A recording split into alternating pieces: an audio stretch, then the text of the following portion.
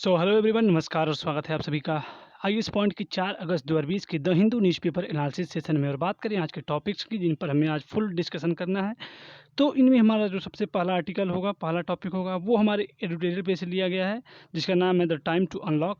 And secondly हम बात करेंगे एक इम्पॉर्टेंट टॉपिक जिसका नाम है EVIN, जो कि अपने आप में इम्पॉर्टेंट है कोविड-19 के एस्पेक्ट से।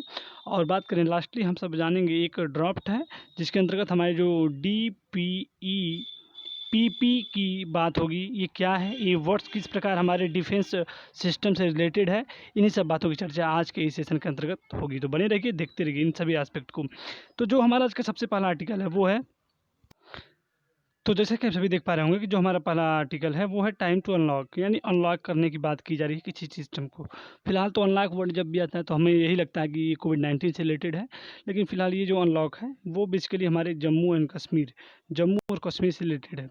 तो इसमें देखिए बेसिकली क्या कहा गया है कि आप जम्मू कश्मीर में पिछले सालों से, यानी कि कल ही के दिन यानी 5 अगस्त को वहाँ के जो कुछ प्रमुख लीडर्स थे, जो नेता थे, पॉलिटिशियन थे, उनको मतलब कि हिरासत डिटेंशन में रखा गया था, हिरासत में रखा गया था, या फिर कह सकते हैं कि नज़रबंद किया गया था। तो बेसिकली उन्हीं की बात हो रही है कि इनको अनलॉक करने का टाइम आ चुका है, उनको अनलॉक कर दिया जाए। क्यों? इन्हीं सब बातों की चर्चा इस आर्टिकल में हम करने वाले हैं। तो पहले स्टेटमेंट जो आप पढ़ेंगे तो पाएंगे Jammu and Kashmir can return to normalcy only with the full statehood and released a politician prisoners. देखिए कि कहा जा रहा है कि Jammu Kashmir can return to normalcy, कि जम्मू और कश्मीर पूरी तरह नॉर्मलसी के फॉर्म में आ सकता है। कब? नॉर्मलसी में होता है सामान्य रूप में, केवल तभी जब विथ फुल स्टेटहुड, कि जो वो राज्य है उसको पूर्ण राज्य का दर्जा मिले, एंड रिलीज पॉलिटिकल प्रिजनर्स, और जो भी वहाँ पॉलिटिकल प्रिजनर हैं, जो भी राजनीतिक से संबंधित जो भी कैदी वहाँ पे हैं, उनको भी रिलीज किया जाए, तो भी जो जम्मू कश्मीर है अपनी पुरानी नॉर्मलसी कंडीशंस में आ सकता है। तो बेसिकली आप समझ चुके होंगे कि इसमें ये कहा जा रहा है कि जो जम्मू कश्मीर है वो अपनी नॉर्मलसी में आ सकता है। कब? यदि वहाँ की वो जो राज्य है उसको पूर्ण राज्य का दर्जा मिले, और जो वहाँ के पॉलिटिकल प्रिजनर्स हैं उनको रिलीज किया जाए, तब वो जम्मू कश्मीर अपने नॉर्मलसी कंडीशन में आ सकता है। तो देखते हैं, लिखा है कि at least two dozen politician in Jammu and Kashmir remain in detention. देखिए हम जानते हैं कि एटलीस्ट कम से कम 2 दर्जन, 2 dozen politician in Jammu and Kashmir remain in detention. Detention means होता है आपका हिरासत में। क्या होता है? हिरासत में। यानी कि जो जम्मू कश्मीर है वहाँ के लगभग 2 दर्जन पॉलिटिशियन जम्मू कश्मीर के काफ किस में है? हिरासत में है, डिटेंशन में है। सम अननोटिफाइड, कुछ अननोटिफाइड है, मतलब जिनका मतलब कि नोटिफाइड मतलब चिन्हित होना, और अननोटिफाइड मतलब चिन्हित न होना। A year after it was deprive of its statehood and special constitutional status on August 5, 2019। देखिए थोड़ा सा ये बातें आप लोग जानते होंगे कि a year after it was deprive मतलब होता है आपका वंचित रखना। क्या होता है? वंचित रखना, अलग थलग रखना। तो हम जानते हैं कि लगभग 1 साल हो गए, it was deprive of its statehood. किससे? ये जो राज्य है जम्मू कश्मीर वो अपने स्टेटहुड से, यानी कि अपने विशेष जो राज्य है, पूर्ण जो राज्य है, राज्य के दर्जे से डिप्राइव किया गया है, वंचित रखा गया है। कितने दिन से? लगभग 1 साल से। And special constitutional status on 5 अगस्त 2019, यानी कि लगभग 5 अगस्त 2019 से जो ये राज्य है, कौन? जम्मू एंड कश्मीर। कौन सा राज्य है? Jammu and Kashmir.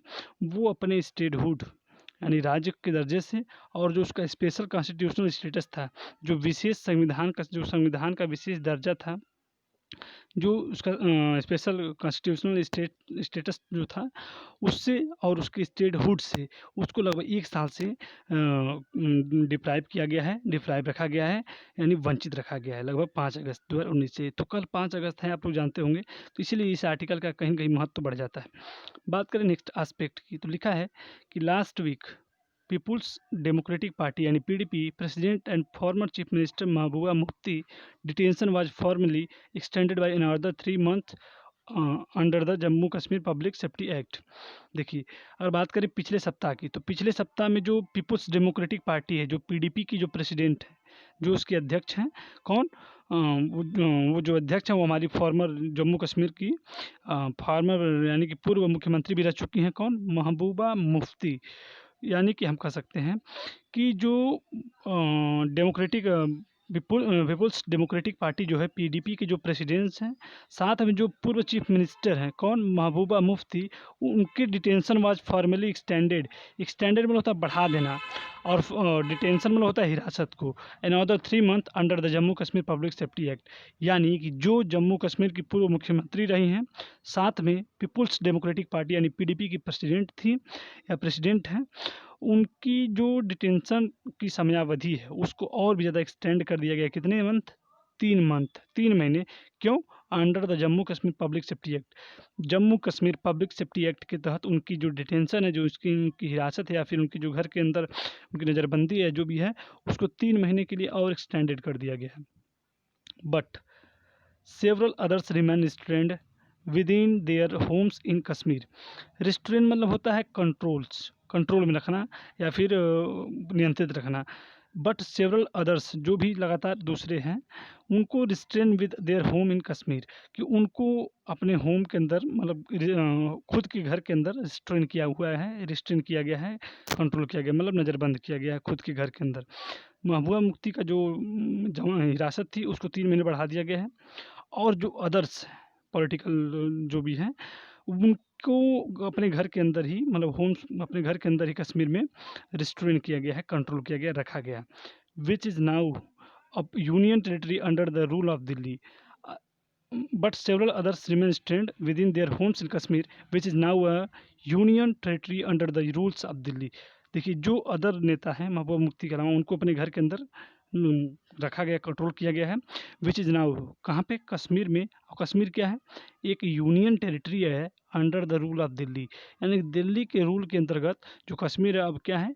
Union territory है, एक संघ शासित प्रदेश है। Last week again the administration flat out denied before the Supreme Court that former Union Minister and Congress leaders Saifuddin Sooj were under detention।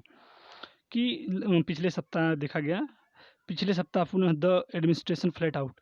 देखिए फ्लैट आउट का मतलब होता है आपका पूरी तरह से, ओवरऑल, मतलब पूरी तरह से हम कह सकते हैं कि पिछले सप्ताह ये कहा गया कि the administration flat out. Administration मतलब होता है कि जिस आप समझ सकते हैं शासन प्रशासनिक व्यवस्था, तो वहाँ पे प्रशासनिक व्यवस्था नहीं बल्कि हम ये कह सकते हैं जो सेंट्रल गवर्नमेंट है, हम कह सकते हैं जो वहाँ की सेंट्रल गवर्नमेंट है, उससे तात्पर्य है एडमिनिस्ट्रेशन से। तो उसने पूरी तरह डिनाइड किया, डिनाइड मतलब मना किया है।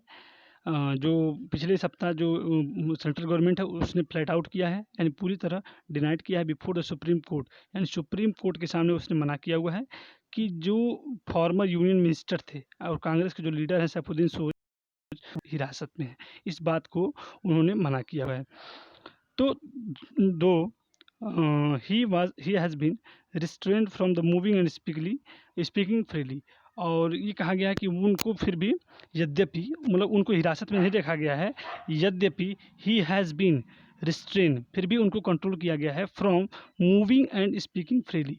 उनको कहीं भी जाना है, उनकी कोई भी एक्टिविटी करना है घर से बाहर, और जो भी उनको स्वतंत्र रूप से बोलना, इन सब चीज़ों के लिए उनको रिस्ट्रेन किया गया है, उनको कंट्रोल किया गया, उनको रोका गया है। तो जो सेंट्रल गवर्नमेंट है उन्होंने सुप्रीम कोर्ट के सामने यही कहा है कि जो यूनियन मिनिस्टर थे, फॉर्मर यूनियन मिनिस्टर जो थे सैफुद्दीन सोज, उनको हिरासत में नहीं रखा गया है, यद्यपि उनको मूविंग और स्पीकिंग फ्रीली पर उनको रिस्ट्रेन किया गया है और रोका गया है। He was allowed to visit his ailing sister but denied a meeting with his daughter by the police on Friday. देखिए उनकी एक बहन है, कोई मतलब कि सिस्टर हैं, उनको उनकी तबीयत ख़राब या जो भी था उससे उनको मिलने के लिए, उनको देखने के लिए अलाउ किया गया, लेकिन मना कर दिया गया meeting with his daughter by a police on Friday. यानी कि पिछले शुक्रवार को उनको अपनी जो उनकी बीमार बहन थी उनसे मिलने के लिए अलाउ कर दिया गया है, लेकिन साथ ही उनकी बेटी जो कि हैं, जो भी कोई होंगी, उनसे मिलने के लिए उनको पुलिस के द्वारा मना कर दिया गया है पिछले शुक्रवार को। किसको? सैफुद्दीन सोज को। Neither the Jammu and Kashmir government nor the center has released a list of numbers of leaders who were detained last year. अब बात करें कि जो भी लोग डिटेंड किए गए हैं यानी जो भी लोग हिरासत में हैं, तो उसी पे ये बातें बोल रहा है कि नाइदर जम्मू कश्मीर गवर्नमेंट, कि ना ही जम्मू कश्मीर की गवर्नमेंट और ना ही सेंट्रल गवर्नमेंट हैज़ रिलीज्ड यानी कि रिलीज किया हुआ है list of number of leader who has been detained last year, यानी कि जितने भी नेता को डिटेंड किया गया है उनकी रिपोर्ट यानी उनके बारे में जो भी सूचना है, कौन कौन है, उनकी लिस्ट कितनी है, कितने लोग हैं, इसकी ना ही रिपोर्ट जम्मू कश्मीर गवर्नमेंट के द्वारा दी गई है और ना ही सेंट्रल गवर्नमेंट के द्वारा। तो यही कहा जा रहा है at least 16 national conference and 8 PDP leaders are under house arrest. अब देखिए कहा जा रहा है कि एट लीस्ट 16 नेशनल कॉन्फ्रेंस की कम से कम यानी कि बात कर रहा है कि कम से कम 16 लगभग नेशनल कॉन्फ्रेंस के और 8 पीडीपी के यानी पीपुल्स डेमोक्रेटिक पार्टी यानी पीडीपी जिसकी लीडर्स रह चुके हैं, इनकी प्रेसिडेंट है महबूबा मुफ्ती की, यानी कि 16 नेशनल कॉन्फ्रेंस और 8 पीडीपी लीडर्स को अंडर हाउस अरेस्ट रखा गया है। उनको हाउस अरेस्ट के अंतर्गत यानी घर में ही उनको कैद करके रखा गया है। अकॉर्डिंग टू दिस पार्टी, इस पार्टी के अकॉर्डिंग यानी कि इन पार्टीज़ के अकॉर्डिंग ये कहा जा रहा है कि लगभग नेशनल जो भी 16 लगभग नेशनल कॉन्फ्रेंस के और 8 पीडीपी के लगभग नेता घर में ही कैद करके रखे गए, नज़रबंद करके रखे गए हैं। इसका ये स्टेटमेंट है इन पार्टियों का। And former IAS officer and chief of the Jammu and Kashmir police movement Shah Faesal and Awami Ittehad party leaders engineer Rashid are detention too. और साथ ही साथ ये कहा जा रहा है कि जो फॉर्मर IAS थे, आप जो फॉर्मर IAS ऑफिसर थे and chief of Jammu Kashmir police movement people movement of Shah Faesal and Awami Ittehad, यानी कि इसके साथ ही जो ये 16+8 जो नज़रबंद हैं, इनके साथ ही साथ जो पूर्व IAS ऑफिसर थे और जम्मू कश्मीर की जो पीपल मूवमेंट के जो चीफ थे उनको कौन थे, शाह फैजल और अवामी इत्तेहाद पार्टी लीडर जो थे जिनका नाम था इंजीनियर राशिद, इनको भी डिटेंशन में रखा गया है, इनको भी हिरासत में रखा गया है। People's conference chief Sajid Lone was relieved after 360 day in detention. और कहा जा रहा है कि जो पीपुल्स कॉन्फ्रेंस यानी पीसी के जो चीफ थे साजिद लोन, इनको रिलीज किया गया लगभग 360 दिन के बाद, 360 दिन की हिरासत के बाद इनको रिलीज किया गया है।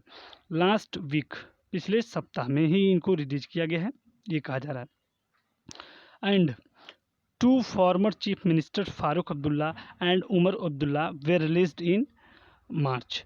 और कहा जा रहा है कि जो पिछले हमारे 2 जम्मू कश्मीर के जो 2 फार्मर चीफ मिनिस्टर थे, कौन कौन, फारूक अब्दुल्ला एंड उमर अब्दुल्ला, इनको भी मार्च में रिलीज किया गया। तो ये बातें कहा जा रहा है वहाँ की कंडीशन के बारे में बताया जा रहा है। अब देखते हैं बेसिकली ये एडिटर हमसे क्या कहना चाहता है कि क्या होना चाहिए।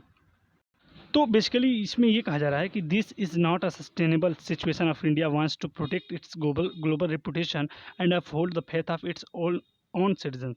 तो मतलब ये जो भी एक्टिविटी हुई डिटेंशन की, इसके लिए एडिटर्स का क्या मत है कि this is not a sustainable मतलब होता है सतत डिस्कशन, सतत जो सिस्टम है, India's want to protect its global reputation, कि ये जो एक्टिविटी की गई है तो ये कहीं न कहीं जो इंडिया की जो ग्लोबल रेपुटेशन है उसको प्रोटेक्ट नहीं कर सकती लगातार, ये कहीं न कहीं उसको बेकार कर देगी। And uphold the faith of its on citizen, और उसका जो खुद के जो नागरिक हैं वहाँ के, उसमें फैथ में भी कहीं न कहीं कमी होगी इस एक्टिविटी के द्वारा। तो इसलिए बताया जा रहा है कि there are 2 step to the centre can take a start conversation with the peoples of Jammu and Kashmir. तो कहा जा रहा है इस स्थिति से निपटने के लिए, यानी कि बेसिकली इस कंडीशन से निपटने के लिए बताया जा रहा है कि 2 उपाय हैं। देयर आर 2 स्टेप, 2 उपाय हैं सेंटर के पास, सेंट्रल गवर्नमेंट के पास, कि वो ले सकती है। और सबसे पहली बात ये है कि वो स्टार्ट करे conversation with the people of Jammu Kashmir, कि जम्मू कश्मीर की जो जनता है उससे वो कन्वर्सेशन शुरू करे। And release all political prisoners and restore it's statehood, और जो वहाँ के पॉलिटिकल प्रिजनर्स हैं उनको छोड़े एंड रिस्टोर इट्स स्टेटहुड। देखिए बेसिकली ये कहा जा रहा है कि एडिटर्स का क्या मत है कि वो ये कहना चाहता है कि जो अपनी इंडिया है इसकी ग्लोबल रेपुटेशन को कायम रखने के लिए, सतत रखने के लिए, सस्टेनेबल रखने के लिए 2 स्टेप कम से कम स्टेट गवर्नमेंट के पास उठाना चाहिए और दोनों क्या होने चाहिए उनको पहले देखते हैं। कि पहली बात तो उसको अपने सबसे पहले कि पीपुल्स के साथ जो जम्मू कश्मीर की जो जनता है उससे बात करनी चाहिए। इसके बाद देखिए वो कह रहा है कि 2 जो उपाय हैं वो उनमें क्या-क्या हो सकते हैं। पहला है release of all political prisoners, कि जितने भी पॉलिटिकल प्रिजनर्स हैं उनको रिलीज़ किया जाए एंड रिस्टोर इट्स स्टेटहुड। और जो जम्मू कश्मीर का जो स्टेटहुड है, जो भी राज्य का जो दर्जा है, पूर्ण राज्य का दर्जा जो है उसको भी रिस्टोर किया जाए, उसको भी फिर से मतलब दिया जाए। यही कहा जा रहा है इसके द्वारा, यानी कि जो भी पॉलिटिकल लीडर्स हैं उनको रिलीज़ किया जाए और जम्मू कश्मीर को पूर्ण राज्य का दर्जा दिया जाए। This will be the wise step to be what's healing and progress in Jammu and Kashmir. तो ये कहा जा रहा है जो ये कदम होगा वो अत्यंत ही सराहनीय होगा, अत्यंत बुद्धिमत्तापूर्ण होगा to what's healing and progress in Jammu Kashmir, की हीलिंग और हील मतलब होता है आपका सुधार करना या उपचार करना and progress in Jammu Kashmir, यानी कि ये जो उपाय अगर गवर्नमेंट करती है तो ये कहीं न कहीं जम्मू कश्मीर की प्रोग्रेस और उसके उपचार में या उसके विकास में सहायक होगा। तो ये कहा गया इस एडिटोरियल के माध्यम से। देखते हैं नेक्स्ट आर्टिकल को। तो इस आर्टिकल में आप देखेंगे कि लिखा हुआ है कि Pune firms get nod for vaccine trials. Firm मतलब होता है दृढ़। इसमें देखिए एक स्टेटमेंट आया हुआ है उसको हमें पकड़ना है। बेसिकली ये कहा जा रहा है कि जो drug control general of India NDCGI है उसने अप्रूवल दिया है कि जो सीरम इंस्टीट्यूट ऑफ इंडिया है यानी कि एसआईआई जो है पुणे की, उसने कंडक्ट फेज़ 2 और फेज़ 3 को कंडक्ट करने के लिए, यानी जो भी वैक्सीन है उसका क्लिनिकल ट्रायल करने के लिए, जो कि ऑक्सफोर्ड यूनिवर्सिटी के द्वारा दिया गया है, उसका क्लिनिकल ट्रायल के लिए फेज़ 2 एंड फेज़ 3 करने के लिए अप्रूव किया है। तो बेसिकली ये कह रहा है कि अगर कोई भी दवा जैसे बनती है तो उसका मार्केट में या फिर कहीं सबको अवेलेबिलिटी कराने तक भी कुछ सिस्टम होते हैं या फिर कुछ प्रोसेस होते हैं। तो उन्हीं प्रोसेस के अंतर्गत जब आप इस आर्टिकल को पढ़ते हैं तो बेसिकली कुछ वर्ड्स आते हैं। ये वर्ड्स क्या हैं उनको हमें समझना है। इसमें जो हमारा सबसे पहला वर्ड आएगा और सबसे इम्पोर्टेंट और यूनिक वर्ड है जो कि हम शायद ही पहली बार सुन रहे होंगे सभी लोग, कि the health ministry also announce the use of electronic vaccine intelligence network, यानी कि EVIN। अब देखिए इसका इसमें यूज क्या है, इस कोविड-19 की जो मेडिसिन्स वैक्सीन बन रही है इसमें इसका क्या क्या भूमिका है, ये इसी की बात हमें समझनी है इस आर्टिकल के अंतर्गत। तो EVIN क्या है, पहली बात इसको आप समझिए कि ये क्या है, इसी के बारे में बेसिकली हमें समझना है। तो EVI क्या है, EVIN बेसिकली इसका फार्मूला क्या है, EVIN। तो इसका फुल फॉर्म होता है इलेक्ट्रॉनिक वैक्सीन इंटेलिजेंस नेटवर्क। तो ये क्या किस प्रकार इसका यूज है, पर हमको सिर्फ इतना ही समझना है इस आर्टिकल के अंतर्गत। तो जो EVIN ये जो परियोजना के तहत टीके की स्टॉक जो वैक्सीन बनेगी उसका स्टॉक और जो स्टॉक का जो सिस्टम होगा उसको डिजिटाइजेशन किया जाएगा, उसको डिजिटल माध्यम से उस पर नज़र रखी जाएगी, यानी कि इसको स्मार्टफोन ऐप के माध्यम से वैक्सीन का टेम्परेचर पर पूरी तरह नज़र रखी जा सकती है।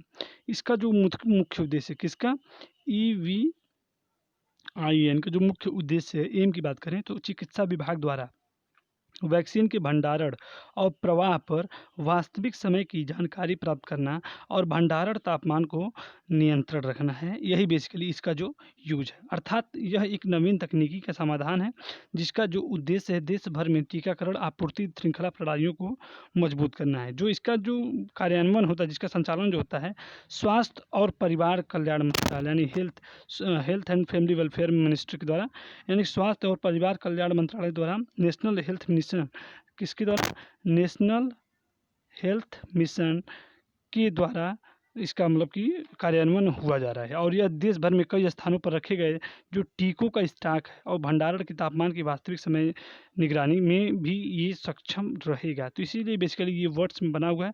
तो बेसिकली हमको यही समझना है इस आर्टिकल में। देखिए जब देखेंगे कि EVIN क्या है, वो है इलेक्ट्रॉनिक वैक्सीन इंटेलिजेंस नेटवर्क। और इसकी बात करें तो ये जो है हमारे कि आप देख रहे होंगे कि NHM यानी कि नेशनल हेल्थ मिशन के द्वारा ये संचालित होगा, जो कि हमारी फैमिली एंड वेलफेयर मिनिस्ट्री जो भी हमारे परिवार कल्याण मंत्रालय, स्वास्थ्य एवं परिवार कल्याण मंत्रालय द्वारा ये संचालित होगा। और इसका जो उद्देश्य है, जो टीका है, जो वैक्सीन है, उस पर निगरानी रखना है, उसके टेम्परेचर पे पूरी तरह इंस्पेक्टेशन रखना है। इसी टेक्नोलॉजी का प्रमुख उद्देश्य है। देखते हैं नेक्स्ट आर्टिकल को। तो इस आर्टिकल में आप देख पा रहे होंगे कि लिखा हुआ है कि government issue draft policy to ramp up defence export, कि जो गवर्नमेंट का इशू है, गवर्नमेंट मतलब एक पॉलिसी, एक ड्राफ्ट पॉलिसी पास की हुई है या फिर लाई हुई है जिसके अंतर्गत कि रैम्प अप मतलब होता है बढ़ाना, किसको, डिफेंस एक्सपोर्ट को बढ़ाने के लिए एक पॉलिसी लाई हुई है और उसको मतलब भेजा हुआ है कि सभी लोग, आम लोग भी इस पे मतलब अपनी सहमति प्रदर्शित करें। यानी aim to achieve manufacturing turnover 175,000 crore. यानी कि इस जो ड्राफ्ट है इसका प्रमुख उद्देश्य ये है कि 1,75,000 करोड़ का मैन्युफैक्चरिंग टर्नओवर प्राप्त करना। तो बेसिकली हमको इसमें क्या समझना है कि आप देख रहे होंगे कि एक वर्ड आया हुआ है इसमें, एक वर्ड आया हुआ है कि DPEP, DPEPP एक वर्ड आया हुआ है, इसी को हमें बेसिकली समझना है। तो देखिए इसमें लिखा हुआ है कि with the aim of achieving इतना एंड इतना टर्नओवर, आप देख पा रहे होंगे कि $25 बिलियन का लगभग जो टर्नओवर है, लगभग 1,75,000 करोड़, और इसमें लगभग $5 बिलियन यानी कि लगभग 35,000 करोड़ का एक्सपोर्ट करना है aerospace and defence goods and service by 2025। The ministry of defence यानी कि MOD on Monday put out the draft defence production and export promotion policy for public feedback.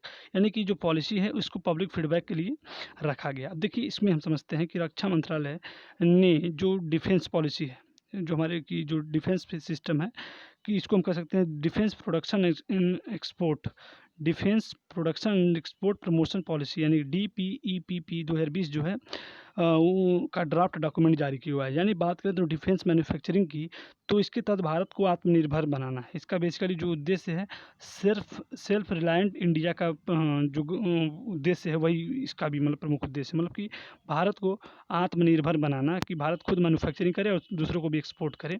Basically इसका प्रमुख उद्देश्य यही है। यानी कि इसका जो उद्देश्य है मैन्युफैक्चरिंग के तहत भारत को आत्मनिर्भर बनाने के लिए DPEPP यानी कि आप समझ चुके होंगे defence production and export promotion policy 2020 का ड्राफ्ट पेपर जारी किया है। इसके मुताबिक $25 अरब का टर्नओवर, आप देख पा रहे होंगे ऊपर लिखा है कि 25 जो अरब डॉलर का टर्नओवर हासिल करना है, जिसमें लगभग जो 35,000 करोड़ यानी कि लगभग $5 बिलियन का रुपए का aerospace defence goods and services का 2020 का एक्सपोर्ट लक्ष्य हासिल करना है। 2020 का 2025 तक एक्सपोर्ट लक्ष्य हासिल करना है, यानी कि 2025 तक लगभग 35,000 करोड़ का aerospace and defence goods and service का जो गोल है उसको हासिल करना है।